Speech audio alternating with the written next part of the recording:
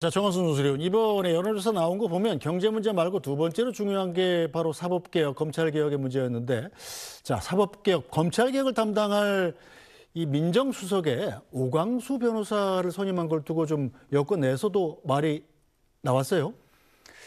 그게 이제 그 오광수 변호사가 검찰 출신, 네. 그 검사 출신인데 또 거기에다가 굉장히 그 특수통으로 분류되는.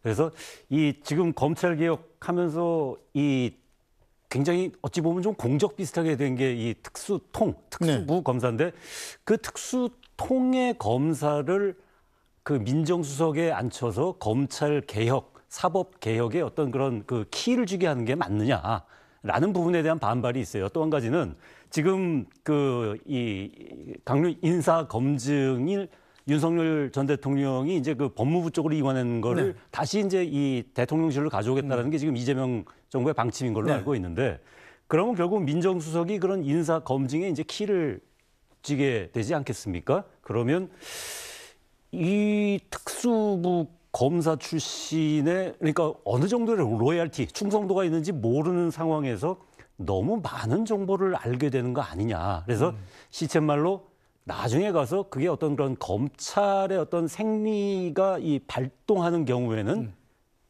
칼이 돼서 돌아올 수 있다라는 그런 불안감을 비치는 이 적이 있어요. 근데 지금 대통령실 이재명 대통령의 입장은 그런 것 같아요. 그러니까 검찰을 알아야 검찰 개혁도 할 수 있을 거 아니냐. 그래서 이런 그 부분을 잘 아는 검사 출신이 말하자면 검찰도 좀 설득을 하고, 그 다음에 그 어느 부분을 해야 어떤 그런 그 큰 이 반발 없이 개혁을 갖다가 추진할 수 있을 것이냐라는 부분에서 이제 검찰 개혁의 그 이 임무를 검사 출신의 민정수석에게 맡기는 거 아닌가 싶어요. 이게 그 이전에 뭐 조국 사태라고도 얘기를 하지만 결국 그 당시에 교수 출신의 이제 그 이 조국 민정수석 문재인 정부에서요. 그 부분이 결국은 실책이 아니었냐라는 어떤 이재명 대통령의 어떤 판단이 들어있는 것 같습니다. 근데 오광수 변호사에 대해서 문제를 제기했던 사람이 바로 다른 사람이 아닌 바로 원내대표 출마한다는 서영교 의원 아니었어요? 예, 그렇습니다. 이걸 놓고서 이제 서영교 의원이 이 대통령의 의중을 잘 못 읽는 거 아니냐, 뭐 이런 얘기도 나왔었는데 어떻습니까? 그렇진 않고 일반적인 걱정인 것이죠. 특히 원내대표에 출마하는 사람이 누가 됐든 그런 어떤 염려는 지금 논설 의원님 말씀하셨듯이 그런 걱정은 일반적으로 해볼 수 있는 것이죠. 이게 적정한 예인지는 모르겠습니다만, 예를 들어서 우리가 검찰을 소위 칼에 비유하지 않습니까? 네.